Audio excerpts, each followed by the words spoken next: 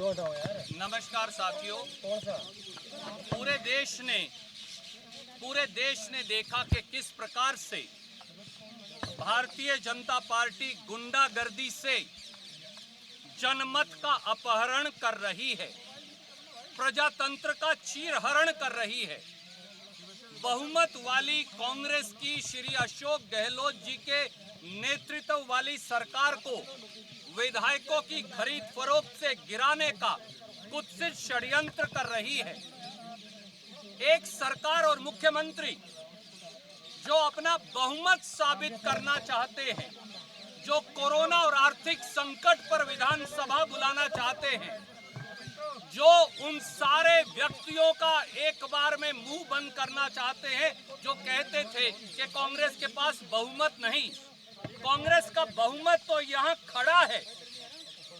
राजस्थान के राज्यपाल जी की ड्योढ़ी पर राजस्थान की विधानसभा का बहुमत यहां खड़ा है, राजस्थान के आदरणीय राज्यपाल जी की ड्योढ़ी पर। और हम सब एक ही गुहार लेकर आए।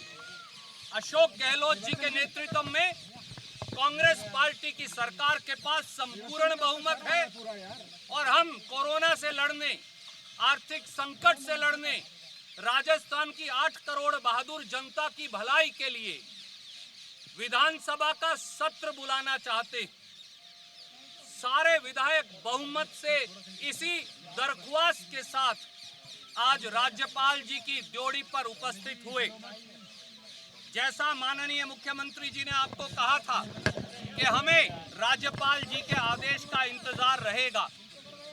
आदरणीय राज्यपाल जी, जिनका अपना लंबा राजनीतिक अनुभव है, उन्होंने खुले मन से न केवल मुख्यमंत्री जी को बल्कि हम सबको ये कहा कि वो संविधान की अनुपालना करेंगे बगैर किसी दबाव और द्वेष के।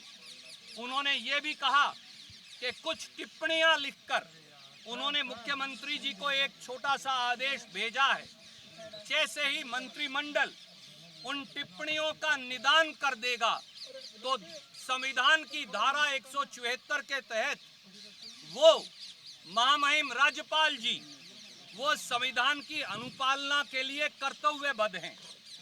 हमें महामहिम राज्यपाल जी की के इस आश्वासन पर कि वो आर्टिकल 174 में मंत्रिमंडल की सिफारिश को मानने के लिए कर्तव्यबद्ध हैं।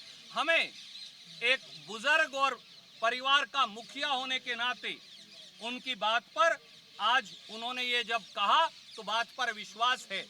मंत्रिमंडल की बैठक मुख्यमंत्री जी के नेतृत्व में फिर बैठेगी और अगर कहीं कोई शंका है तो उसका निदान करके मुख्यमंत्री आज ही या कल सुबह तक, आज रात को ही मुख्यमंत्री जी ने मंत्रिमंडल की बैठक बुलाई है लगभग 9:30 बजे।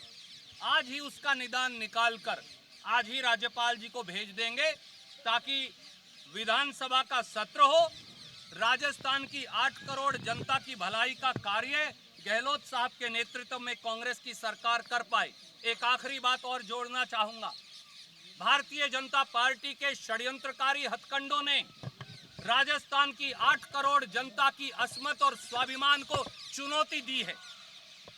भारतीय जनता पार्टी कितने भी हथकंडे अपना ले, ईडी, इनकम टैक्स और सीबीआई का दुरुपयोग कर ले, दिल्ली में बैठे सत्ता के सिंहासन पर मदमस्त हुक्मरान राजस्थान की जनता के जनमत की हत्या करने की कितनी भी कोशिश कर लें, वो कभी कामयाब नहीं होंगे क्योंकि ये 8 करोड़ लोगों का स्वाभिमान है। धन्यवाद। सर क्या टिप्पणी थी राज्यपाल की, क्या टिप्पणी थी?